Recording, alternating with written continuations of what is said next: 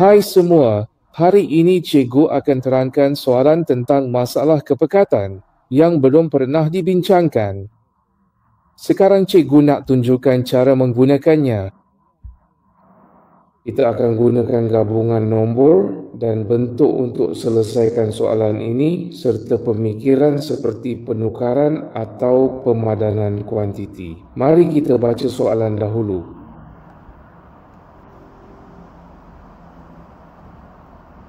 Oh, segelas air masin. Jika 4 gram garam ditambah ke 1/8 larutan garam, garam akan menyerap 1/6 larutan asal. Berapa gram larutan asal? Mari kita lihat soalan ini. Air garam. Ia hanya garam dan air. Ia adalah 1/8. Bermakna air masin sebenarnya boleh dibahagikan kepada 8 bahagian yang sama. Baik.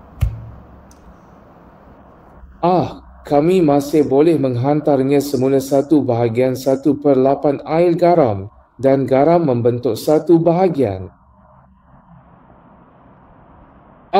Jadi air membentuk 70% daripada 1/8. Itu masuk akal. Jadi, apa seterusnya? Menyertai. Tambah 4 gram garam. Kemudian celupkan garam ke dalam 1/6 air garam. Maksudnya,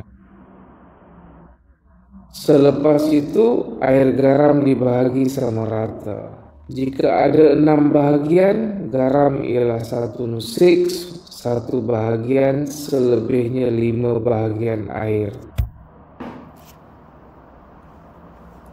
Okey, jadi kita boleh tahu dari sini. Invarian. Mereka adalah air. Jumlah air tetap kekal manar.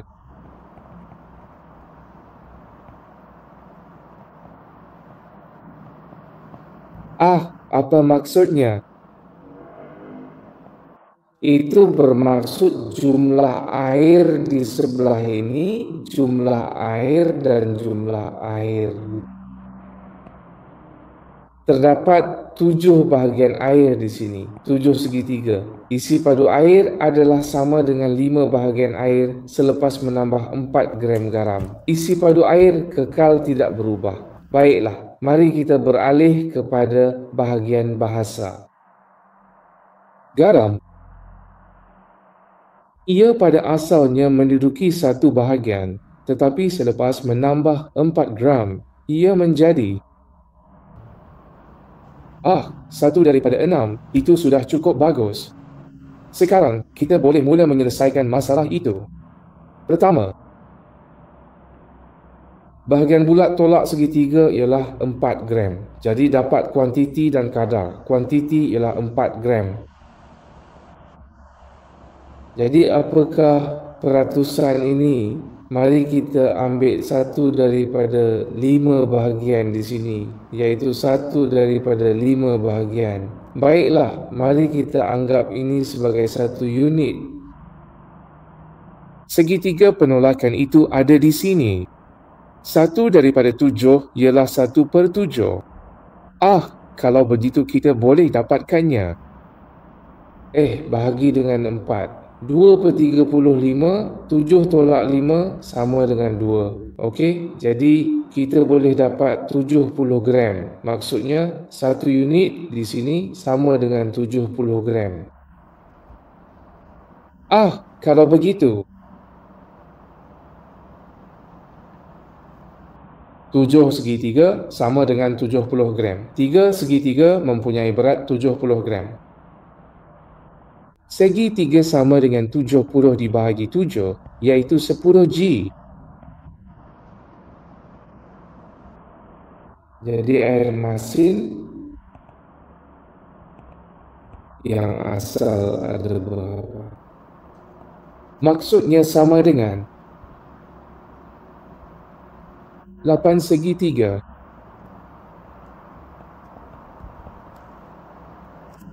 Maksudnya 8 segitiga sama dengan 80 gram. Lepas tu kira jumlah asal air masin. Jika kita katakan, boleh saya ganti ini dalam persamaan? Ya, penggantian berfungsi. Semua orang boleh cuba selesaikan masalah. Anda pelajari, sila like, ikut Cikgu Suria dan kongsikan dengan rakan belajar bersama.